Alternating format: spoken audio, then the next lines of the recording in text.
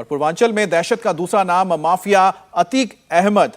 Gangs के ठिकानों पर थोड़ी देर बाद बुलडोजर का एक्शन होने जा रहा है। अतीक गैंग के सबसे बड़े बमबाज गुड्डू मुस्लिम का घर आज मिट्टी में मिलाया जा सकता है।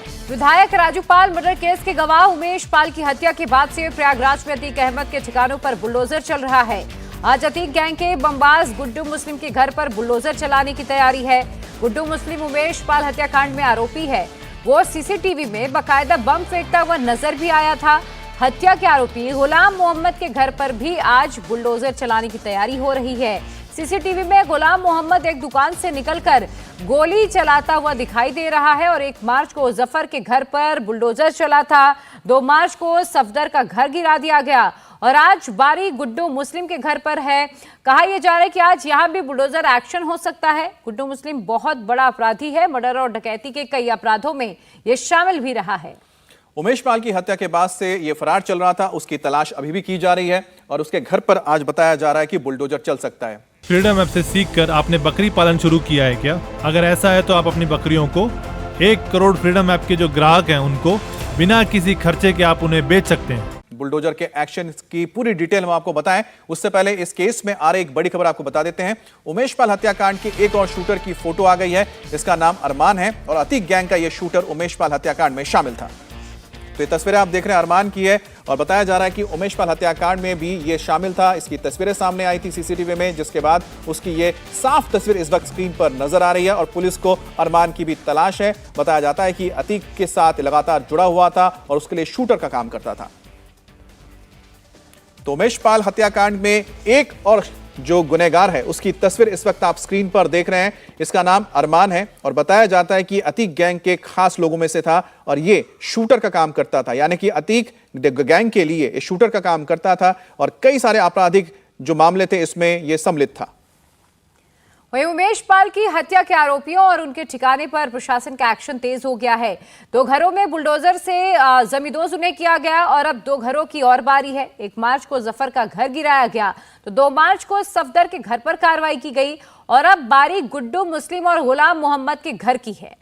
और जिस गुड्डू मुस्लिम के घर पर बुलडोजर चलने वाला है, जिस गुड्डू ने अपने आप को इस पूरे मामले में आप देख सकते हैं कि सीसीटीवी फुटेज में सामने आया था, वो फुटेज को देखने के बाद ये साफ हो जाता है कि कितना खतरनाक ये शख्स है। लेकिन इसका बैकग्राउंड क्या है उसको अगर आप जानेंगे तो हैरान रह जाएंगे। गुड्डू मुस्लिम बाइक पर बैठे बैठे ही हैंड ग्रेनेड बनाने में माहिर है।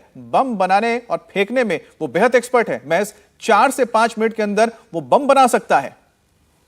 90 के दशक की शुरुआत से ही वो क्रूड बम बनाने में माहिर रहा है। बिहार और यूपी में कई ऐसे बड़े क्राइम रहे हैं जिसमें गुड्डू मुस्लिम शामिल रहा है। सबसे पहले वो फैजाबाद के गैंगस्टर सत्येंद्र सिंह का गुर्गा था।